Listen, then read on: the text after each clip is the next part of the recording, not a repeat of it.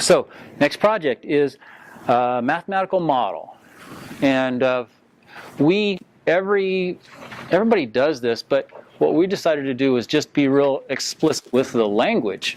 So for instance, okay, I'm just going to soapbox for a second about my beef with how math is taught. So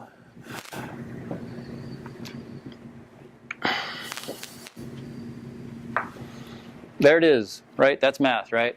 And every little square is one. One what? Just one.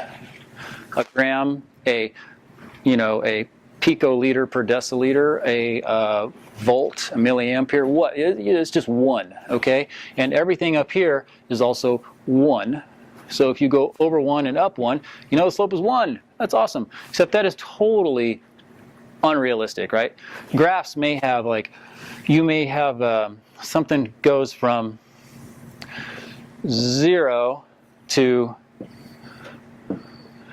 2015 in years, right? And then you may have percent of population that has an expressed gene. And you're going to look at the rate of change over time of this gene being expressed in these different populations. And then depending on how you change the domain or range, that slope could look like this, or it could look like, that. And it's the exact same answer, except kids have no idea that if the scale changes, that the slope changes. There's nothing. There's no understanding of how it actually works. And so we spend a month just graphing the heck out of everything, right? And I make them do it on graph paper, and I have them all kinds of crazy scales, and sometimes they'll start graphing it and they realize oh, well, this isn't going to work, I'm going to be off the page, and they have to start all over and erase it and change their scale. So then you're getting at scale and domain and range and try to understand what these things actually mean, instead of, you get this thing.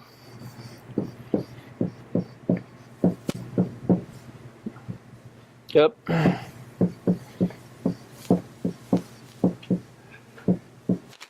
So you get that formula, but what the heck does that mean? It's a skill, it's a tool, but it doesn't have any connection to the world at all. So what we decided to do is let's just not even start with that, and let's just learn about graphs graphically and just start measuring things and representing them in all of their beauty and their complexity.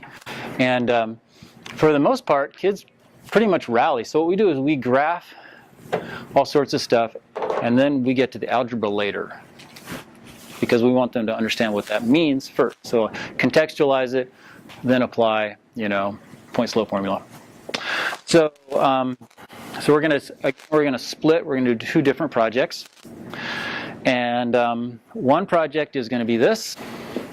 You're going to take measurements and develop a mathematical model to predict the weight of this concrete block. Okay? Or if you are in the other group, you're going to develop a mathematical model to predict the weight of this clear vertical grain dug for 4x4. Or you are going to predict the weight of this fantastic chunk of Purple Heart. I like how it's not even square. And or you're going to calculate the height of this beam using this string, and you're going to create a mathematical model by taking one of these strings, pulling it out, and taping it to a piece of furniture, not the floor. And then you're going to use that mathematical model to tell us how tall that is. Okay? So, and you can tape, there are multiple strings, you can pull them out and tape them in all kinds of different places. But what we're trying to get at here is this right here, and what we do is we just go ahead and start working only in the positive quadrant, right? Because negative values, it's just confusing, and it's not what we're trying to do at the moment for this particular thing, okay? So what I really want a kid to see is this is where it's tied up. There's my bookshelf.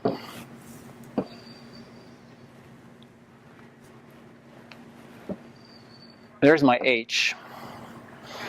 I'm just going to go ahead and call this B for bookshelf.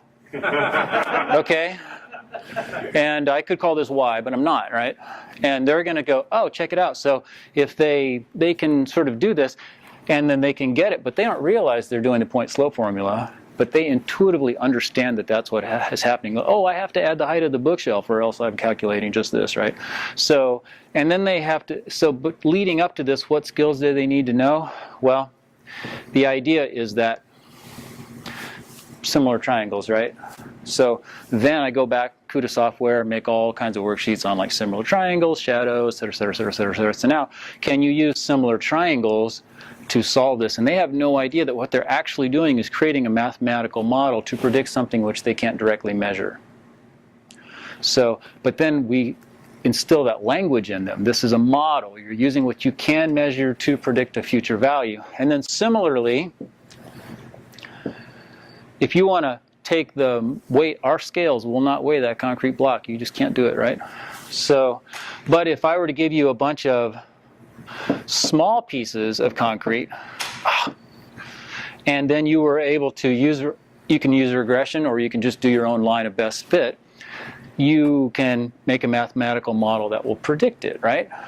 And so, and then I teach these terms because it doesn't seem like,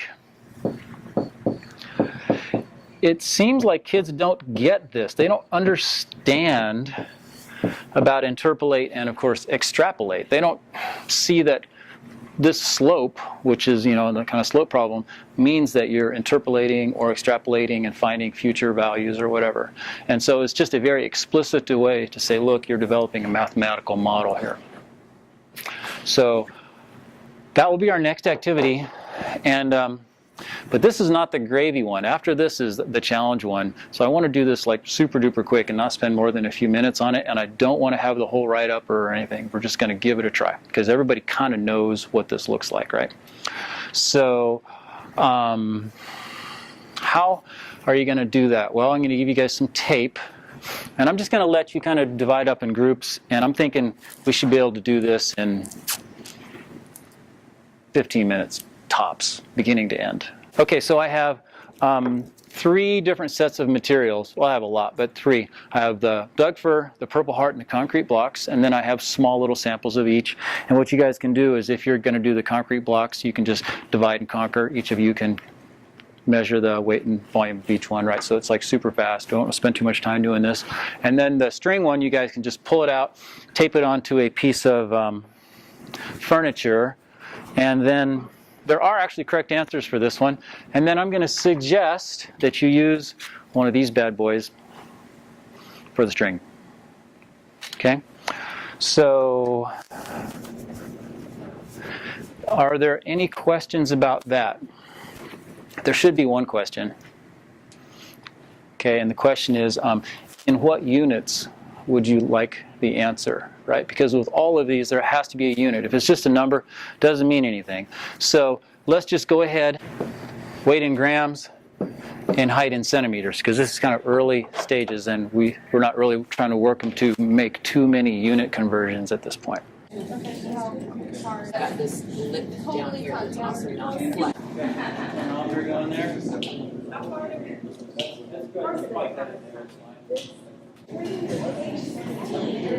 You remember me saying that math is taught in these tiny increments that doesn't encourage kids to think and stretch, right?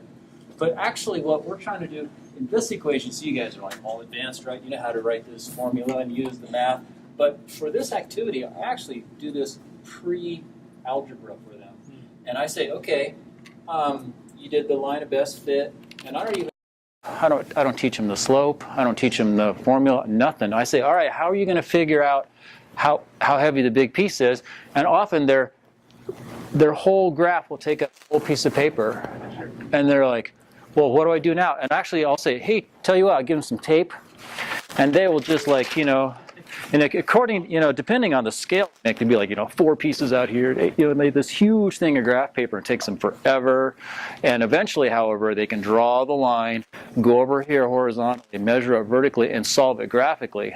And I'm like, wasn't that a pain in the neck? They're like, oh yeah, I had to tape all this paper, you know? And like, wouldn't it be great if you could just use math to like just get the answer and not have to do all of this? I mean, we're talking algebra introductory, right? And so the goal was to have them do this graphically before we do it algebraically. And you know, they will never tape pieces of paper together again if you show them how to do it without doing it, because it's a lot of work. So, but we do that intentionally to make the final object much bigger. This one's a little bit too close, but you know, like that big concrete block, there's no way to get that on the same graph unless they make it super tiny. I do these two projects, which are essentially the exact same project except for two different reasons. This one, I give it to kids so they can learn regression. I actually have them plot. I have them plot this stuff on the graph paper, and I'm sorry. And then I have them just solve it graphically. This is the graphical part. And then for that one, the string one, it's using similar triangles. So it's the same thing. Same project, different purposes.